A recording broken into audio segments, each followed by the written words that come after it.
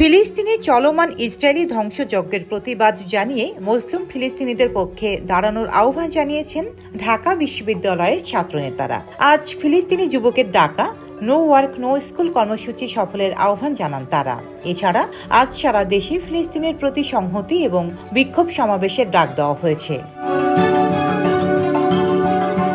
6 April Awami League নিষিদ্ধকরণ আন্দোলনের দুই সংগঠক মুসাদ্দিক আলী ইবনে মোহাম্মদ এবং এবি জোবায়ের এই কর্মসূচি সফল করতে প্রতিটি বিভাগের প্রতি আহ্বান জানান। পরে এই কর্মসূচি সফলের আহ্বান জানিয়ে নিজেদের ভেরিফাইড ফেসবুক আইডিতে পোস্ট দেন ঢাকা বিশ্ববিদ্যালয় ছাত্র শিবিরের সাবেক সভাপতি আবু সাদিক কায়েম। পরে এক প্রেস বিজ্ঞপ্তিতেও এই কর্মসূচি সফলের আহ্বান জানানো হয়। কর্মসূচি অনুযায়ী 7 এপ্রিল বিকেল 4টায় ঢাকা বিশ্ববিদ্যালয়ের রাজু ভাস্কর্যের পাদদেশে মার্চ ফর প্যালেস্টাইনের আহ্বানে সংহতি এবং বিক্ষোভ সমাবেশ অনুষ্ঠিত হবে।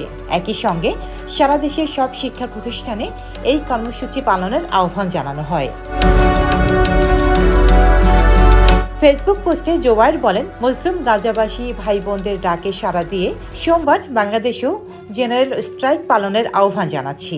প্রেস বিজ্ঞপ্তিতে বৈষম্য বিরোধী ছাত্র আন্দোলনের সাবেক সমন্বয়ক রেজওয়ান আহমেদ রিফাত বলেন, মার্চ ফর প্যালেস্টাইনের আহ্বানে আজ বাংলাদেশের সব শিক্ষা প্রতিষ্ঠানে ফিলিস্তিনে গণহত্যার বিরুদ্ধে এবং স্বাধীন ফিলিস্তিনের দাবিতে সংহতি সমাবেশ করার আহ্বান জানাই। এদিকে ইসরায়েলের গণহত্যার প্রতিবাদে কর্মসূচি ঘোষণা করেছে ছাত্রদল। কর্মসূচির মধ্যে রয়েছে মঙ্গলবার সকাল 10:30টায় দেশের সব শিক্ষা প্রতিষ্ঠানের সামনে মুখে কালো কাপড় বেঁধে অবস্থান এবং দুপুর 12টায় প্রতিটি শহরের সব শিক্ষা প্রতিষ্ঠান থেকে মিছিল নিয়ে উপস্থিত হয়ে শহরের প্রাণকেন্দ্রে সম্মিলিত বিক্ষোভ সমাবেশ।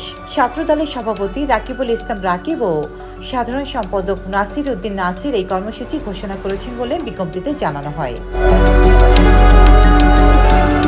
গাজায় ইসরায়েলি নারকীয় গণহত্যা চালানোর প্রতিবাদে জনতাকে রাজপথে নামার আহ্বান জানিয়েছেন জাতীয় নাগরিক পার্টি এনসিপির উত্তর অঞ্চলের মুখ্য সংগঠক সার্জিস আলম। এনসিপি, বিএনপি, জামায়াত কিংবা অন্য কোনো দলের ব্যানারে নয়, বরং দল মত নির্বিশেষে বাংলাদেশ ব্যানারে আজ আমরা রাজপথে নেমে গাজার গণহত্যার বিরুদ্ধে দাঁড়াতে। ঢাকা বিশ্ববিদ্যালয়ের ক্লাস ও পরীক্ষা স্থগিত করেছে বিশ্ববিদ্যালয় প্রশাসন। রোজিনা বেগম, দেশকাল নিউজ।